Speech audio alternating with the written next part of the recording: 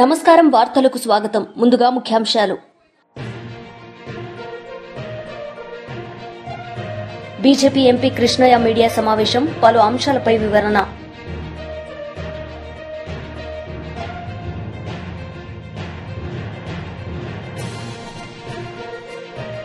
మాజీ మంత్రి గుడివాడ అమర్నాథ్ మీడియా సమావేశం, పలు అంశాలపై వివరణ. మాజీ మంత్రి పీతల సుజాత మీడియా సమావేశం నిర్వహించారు. ఈ సందర్భంగా ఆమె మాట్లాడారు. పోలవరం ప్రాజెక్ట్ మన రాష్ట్రాన్ని కరువు నుండి కాపాడే ఒక సంజీవన్ లాంటిది, ఒక వరప్రదాయని. సో అట్లాంటి పోలవరం ప్రాజెక్ట్ని కట్టడం అనేది ఆషామాషి విషయం కాదండి. అది ఒక చిత్తశుద్ధి ఉన్న నాయకుడికి మాత్రమే ఆ విషయం తెలుస్తుంది, ఆ విలువ తెలుస్తుంది. ఆ చిత్తశుద్ధి ఉన్నటువంటి నాయకుడే మన గౌరవ ముఖ్యమంత్రి చంద్రబాబు నాయుడు గారు. ఈ ప్రాజెక్ట్ని సకాలంలో పూర్తి చేసి రైతులకి అండగా ఉండేందుకు ప్రభుత్వ యంత్రాంగం డే అండ్ నైట్ చాలా పనిచేస్తున్న విషయాన్ని కూడా, బాగా పనిచేస్తున్న విషయాన్ని కూడా నేను ప్రజలకు తెలియజేస్తున్నా. మరి గత 5 సంవత్సరాల్లో మనం చూసాం, వైసీపీ హయాంలో పోలవరం ప్రాజెక్ట్ని ఎంత నిర్లక్ష్యం చేశారో, ఎంత పడకేసేశారో, వెనక్కి తీసుకెళ్లారో ప్రజలందరూ కూడా చూశారు. మరి ఈ రోజున 2024లో మళ్ళా కూటమి ప్రభుత్వం వచ్చిన తర్వాత జెట్ స్పీడ్తో పోలవరం పనులన్నీ కూడా ముందుకి వెళ్తున్న విషయాన్ని కూడా నేను ప్రజలందరికీ కూడా తెలియజేస్తున్నానండి. మరి అంతేకాకుండా మరి గత 5 ఏళ్ళు 2019 నుంచి 24 వరకు కూడా వైసీపీ గవర్నమెంట్లో పోలవరం ప్రాజెక్ట్ని చాలా నిర్లక్ష్యం చేసిన విషయం ప్రజలందరికీ కూడా తెలుసు. నేడు చంద్రన్న జెట్ స్పీడ్తో పరుగులు పెట్టిస్తున్నారు. కూటమి ప్రభుత్వం వచ్చిన తర్వాత ఈ 11 నెలల కాలంలో మరి 3 సార్లు సీఎం గారు పోలవరం ప్రాజెక్టు విజిట్ చేసిన విషయం ప్రజలకు తెలుసు. మరి అధికారులతో ఎంత దగ్గరుండి గైడెన్స్ ఇస్తూ ఎట్లా పనిచేస్తున్నారో కూడా ప్రజలందరూ కూడా చూస్తున్నారు, అర్థం చేసుకుంటున్నారు. అనుకున్న టైంకి ఏదైతే చెప్పామో ఆ టైంకి పోలవరం ప్రాజెక్టు నిర్మించి తీరాలనే ఒక కంకణంతో గౌరవ సీఎం గారు కూటమి ప్రభుత్వం పనిచేస్తుంది. 2014-19 సంవత్సర కాలంలో మరి సాగునీటి రంగానికి దాదాపు 68,000 కోట్ల. మాజీ మంత్రి గుడివాడ అమర్నాథ్ మీడియా సమావేశం నిర్వహించారు. ఈ సందర్భంగా పలు అంశాలపై ఆయన మాట్లాడారు. వల్ల ఏదైనా పని జరిగితే ఆ సందర్భంలో డైవర్షన్ చేయడానికి, ఇష్యూని డైవర్ట్ చేయడానికి ఏదో ఒక ఇష్యూని పట్టుకొని జగన్మోహన్ రెడ్డి గారిని నిందించి, గత ప్రభుత్వాన్ని నిందించి పబ్బం గడుపుకునేటువంటి ప్రయత్నం ఇప్పుడున్నటువంటి ప్రభుత్వం తాలూకా ఒక పనితీరుగా మారిపోయింది. ఈరోజు మీ ముందుకు రావడానికి, ప్రజలకు కొన్ని విషయాలు చెప్పడానికి గల కారణం ఏంటంటే, మీ అందరికి గుర్తుందో లేదో 4 నెలల క్రితం, 4-5 మాసాల క్రితం పెద్ద ఎత్తున గత ప్రభుత్వంలో జగన్మోహన్ రెడ్డి గారి హయాంలో పవర్ పర్చేజ్ అగ్రిమెంట్స్ సంబంధించి ₹2.49 కేంద్ర ప్రభుత్వ సంస్థ అయినటువంటి సెక్కీతో, solar energy corporation of India అంటే సెక్కీ సెంట్రల్ గవర్నమెంట్ అండర్టేకింగ్ సంబంధించినటువంటి సంస్థ, ఆ సంస్థకు సంబంధించి ఆ సంస్థతో ₹2.49 యూనిట్కి పవర్ పర్చేజ్ అగ్రిమెంట్ అనేటువంటిది గత ప్రభుత్వంలో జగన్మోహన్ రెడ్డి గారి నాయకత్వంలో చేస్తే, ముఖ్యంగా ఎల్లో మీడియా ఎంత గగ్గోలు పెట్టిందంటే, ఇందులో ఏదో అవినీతి జరిగిపోయింది, ₹1,00,000 కోట్ల ఇందులో అవినీతి జరిగిపోయింది. చంద్రబాబు నాయుడు గారు కూడా గతంలో ఎన్నికల ప్రచారంలో కాదు, ముఖ్యమంత్రి అయిన తర్వాత కూడా ప్రజల ముందుకు వచ్చి సెక్కీతో జగన్మోహన్ రెడ్డి గారు చేసుకున్నటువంటి ఒప్పందం వల్ల రాష్ట్రానికి ఎంత నష్టం కలుగుతా ఉంది అని చెప్పి పెద్ద ఎత్తున ఒక దుష్ప్రచారాన్ని 10-15 రోజుల పాటు చేసినటువంటి విషయం మీ అందరికీ తెలుసు. నాకు తెలిసి బహుశా దేశ చరిత్రలో ఈ 2021-22 సంవత్సరంలో చేసుకున్నటువంటి ఒప్పందం దేశంలో అనేక రాష్ట్రాలు సెక్కీతో ఒప్పందం చేసుకుంటే అత్యంత తక్కువ రేటుకి చేసుకున్నటువంటి రాష్ట్రం ఆంధ్రప్రదేశ్. జగన్మోహన్ రెడ్డి గారి నాయకత్వంలో ఆంధ్రప్రదేశ్ రాష్ట్రం ₹2.49 సోలార్ పవర్ కొనుగోలు చేసినటువంటిది దేశంలోనే అత్యంత తక్కువ రేటుకి చేసుకుంది. ఈరోజు కొత్తగా మీ ద్వారా ప్రజలకు చెప్పదలుచుకుంది ఏంటంటే ఈ సంవత్సర కాలంలో అనేక అవినీతి కార్యక్రమాలకు పాల్పడినటువంటి ప్రభుత్వం కొత్తగా మళ్ళీ 11,000 కోట్ల రూపాయలు ఒక పెద్ద స్కామ్కి వీరు తెరతీశారనేటువంటి విషయాన్ని మీ ద్వారా ప్రజలకు తెలియజేస్తా ఉన్నా. ఆ రోజు జగన్మోహన్ రెడ్డి గారి నేతృత్వంలో ₹2.49 సెక్కీతో ఒప్పందం చేసుకుంటేనే గగ్గోలు పెట్టినటువంటి ఈ ప్రభుత్వం ఈరోజు యాక్సిస్ అనేటువంటి సంస్థతో ₹4.60 400 మెగావాట్లు 25 సంవత్సరాలకు ఒప్పందం చేసుకుంది. మరి మేము ₹2.49 మేము ఒప్పందం చేసుకుంటేనే ఏదో నష్టం జరిగిపోయింది, ప్రభుత్వం ఆ రోజు ఉన్నటువంటి ప్రభుత్వం అవినీతికి పాల్పడిందని చెప్పినటువంటి చంద్రబాబు నాయుడు గారు మరి ఈరోజు ₹4.60 మీరు ఏ రకంగా ఆ సంస్థతో ఒప్పందం చేసుకున్నారు? తద్వారా రాష్ట్ర ఖజానాకి దాదాపు సంవత్సరానికి 210 కోట్ల రూపాయలు అదనపు భారాన్ని ఈరోజు మీరు మోపారు. అంటే రాష్ట్ర ఖజానా కంటే ఇందులో మీరు ఎంత కొట్టేశారు, మీ తాలూకు వాటా ఎంత? ₹2.49 ₹4.60 ₹2.11 తేడా ఉంది కదా. BRS leader Dasoju Shravan Kumar media సమావేశం నిర్వహించారు. ఈ సందర్భంగా ఆయన మాట్లాడారు. ద్విగుణీకరించినటువంటి ఒక ఉత్సాహంతో ఇవాళ ప్రజల కోసం పనిచేస్తున్నటువంటి ఒక సందర్భంలో బీఆర్ఎస్ పార్టీ అస్తిత్వాన్ని, బీఆర్ఎస్ పార్టీకి అస్థిరత్వాన్ని కలగజేసేందుకు ఇవాళ రేవంత్ రెడ్డి అండ్ కంపెనీ ఇవాళ పెద్ద ఎత్తున కాంగ్రెస్ పార్టీ పెద్దలందరూ కూడా ఇవాళ పెద్ద ఎత్తున కుట్రలు బనుతున్నట్టు ఒక వైఖరిని మేము తీవ్రంగా ఖండిస్తా ఉన్నాం. వెనకటికో సామెత ఉన్నది, పనిలేని పెద్ద మనిషి పిలితలకాయలు కొరిగిండు అన్నట్టుగా.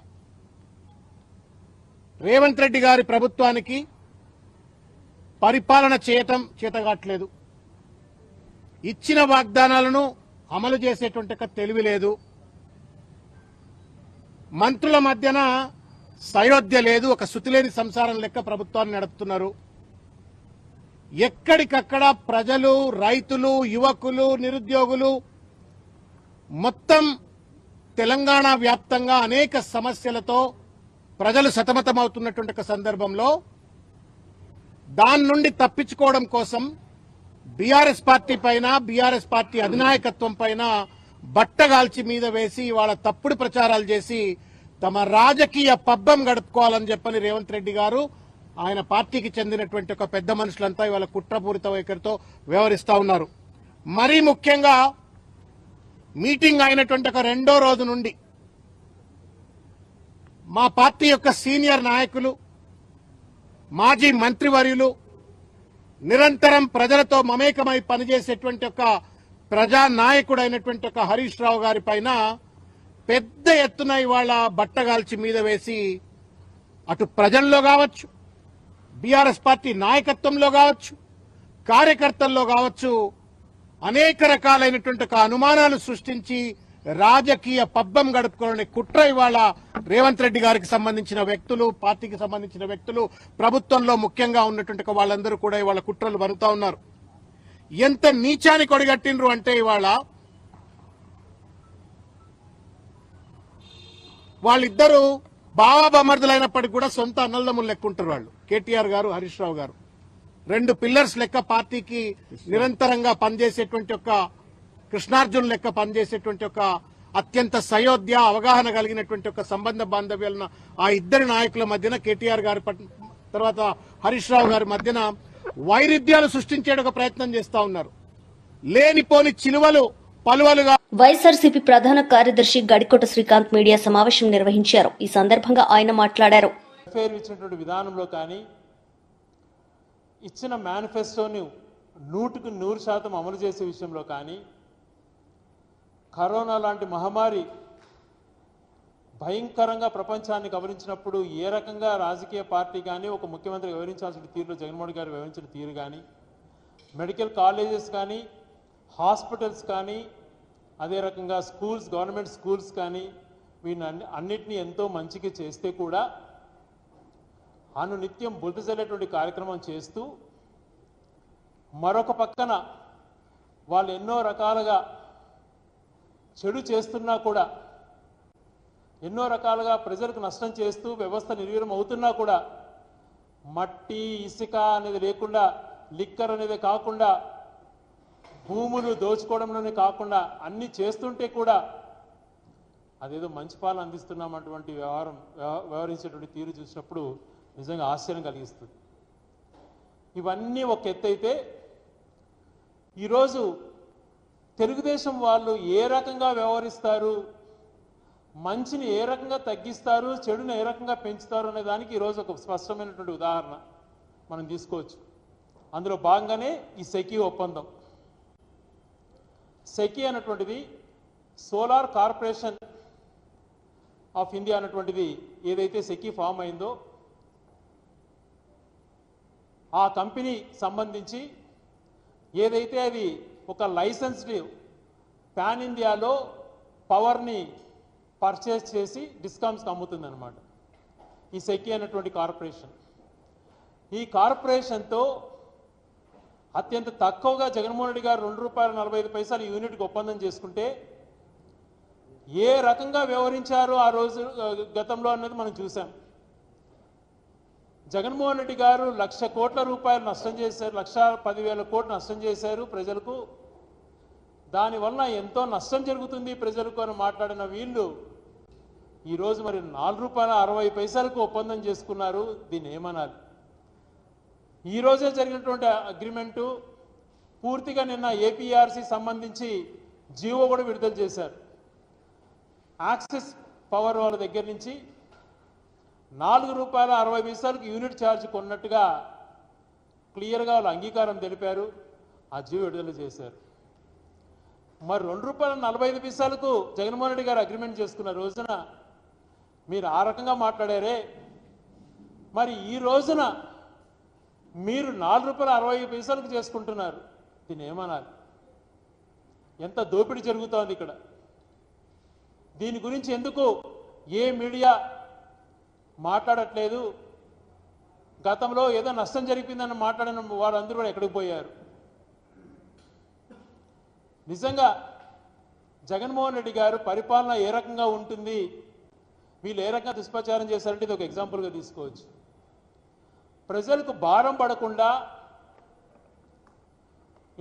ఇంటర్ స్టేట్ ఛార్జెస్ లేకుండా అవి కూడా వే ఆఫ్ చేయించుకొని ₹2.49 జగన్మోహన్ రెడ్డి గారు అగ్రిమెంట్ చేసుకుంటే మరి ఈ ప్రభుత్వం నియంత్రణ మండలిని బెదిరించి నియంత్రణ మండలిలో ఉన్నటువంటి జీవో నెంబర్ 108 దాని ప్రకారం వాళ్ళ భయభ్రాంతులకు గురి చేసి ఈరోజు ₹4.60 చేసుకుంటున్నారే, ఇది దుర్మార్గం కాదా అని చెప్పి ప్రశ్నిస్తున్నాం. మరి గతంలో జగన్మోహన్ రెడ్డి గారు చేసిన మంచి పనులు కూడా ఈ రకంగానే చేశారు దుష్ప్రచారం. ఇది క్లియర్ కట్గా కళ్ళ ముందర కనపడేటువంటి వాస్తవం. ఏ రకంగా విద్యుత్లో దోపిడీ జరిగిందో ఒకసారి ఆలోచన చేయమంటున్నా. మరి నాణ్యతమైనటువంటి విద్యుత్ ఇవ్వాలి,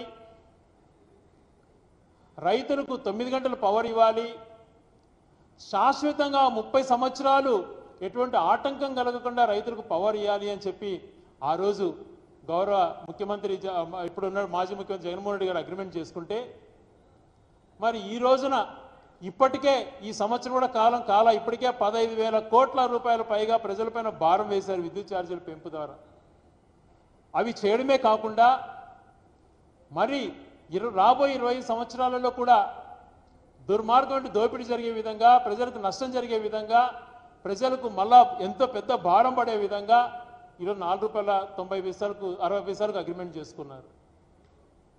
దీన్ని ఏమంటారు? గతంలో ఉమ్మడి రాష్ట్రానికి 10 సంవత్సరాలు పరిపాలన చేసినటువంటి చంద్రబాబు నాయుడు గారు విద్యుత్ అస్తవ్యస్తమైనటువంటి రీతిలో ఎక్కడ చూసినా లో వోల్టేజ్ ప్రాబ్లం, రైతులకు మినిమం ట్రాన్స్ఫార్మర్ కావాలంటే ఇచ్చేటువంటి పరిస్థితి ఉండేది కాదు, ఊర్లలో కూడా ట్రాన్స్ఫార్మర్ ఉండేటివి కావు. మరొక పక్కన రైతులను నిర్దాక్షిణంగా పొలాల దగ్గరికి వెళ్ళి కేసులు పెట్టడం, అరెస్టు చేసే పరిస్థితులు. అటువంటి పరిస్థితి నుంచి గౌరవ ముఖ్యమంత్రి రాజశేఖర్ గారు ఉమ్మడి రాష్ట్రానికి ముఖ్యమంత్రి అయ్యి ఉచిత విద్యుత్ తీసుకొని రైతులకు ఉచిత విద్యుత్ ఇచ్చి దేశంలోనే ఆదర్శంగా మిగిలి రైతులకు వెన్నెముకగా నిలిచాడు. వ్యవసాయాన్ని వదులుకున్నటువంటి రోజుల్లో మళ్ళా ఒక వ్యవసాయాన్ని పండగలాగా చేశాడు.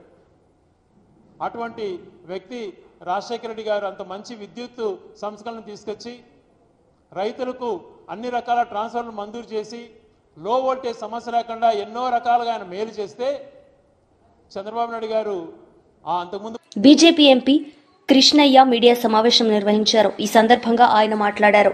అందుకే ఆయన స్పందించి ఒక్కసారి కులగణన చేస్తే దేశంలో ఉన్నటువంటి బీసీ వర్గాల అభివృద్ధికి నిర్మాణాత్మకమైనటువంటి చర్యలు తీసుకోవచ్చు.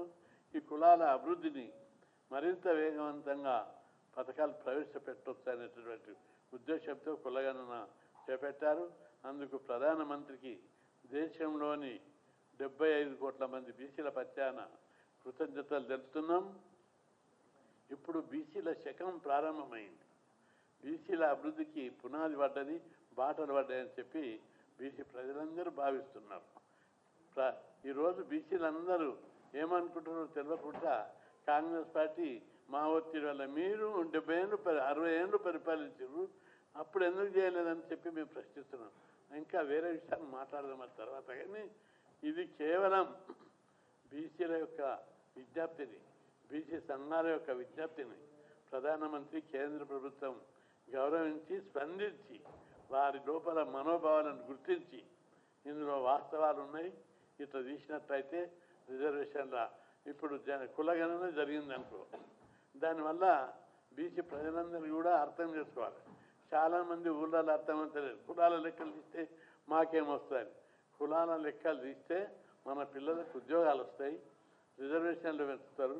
ఆ రిజర్వేషన్ల అమలును వర్గీకరణ చేసి ఇప్పుడు కేంద్రంలో ఏబిసిడీలు లేవు, ఐఏఎస్లు చిన్న చిన్న కులాలకు రావడం లేదు, మోస్ట్ బ్యాక్వర్డ్ క్లాస్కు, ఎక్స్ట్రీమ్లీ బ్యాక్వర్డ్ క్లాస్కు రావడం లేదు. ఇప్పుడు ఏబిసిడీలు చేసి జనాభా ప్రకారం వాళ్ళకు అలాట్మెంట్ చేసినట్లయితే ఒక చిన్న కులం కూడా, ఒక రజకులు, నాయబ్రహ్మణులు, వడ్డేరలు, అత్యంత వెనుకబడిన కులాలన్నీ కూడా ఈరోజు సివిల్ సర్వీస్ లోపల, ఐఐటి ఐఐఎం లోపల వాళ్ళకు. వార్తలు ముగించే ముందు ముఖ్యాంశాలు మరోసారి. బీజేపీ ఎంపీ కృష్ణయ్య మీడియా సమావేశం, పలు అంశాలపై వివరణ.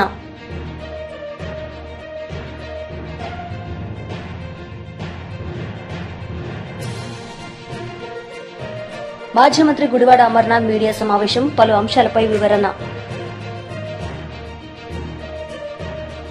ఈ వార్తలు ఇంతటితో సమాప్తం. తిరిగి ప్రసారమయ్యే వార్తల్లో మళ్ళీ కలుద్దాం. అంతవరకు సెలవు. నమస్తే.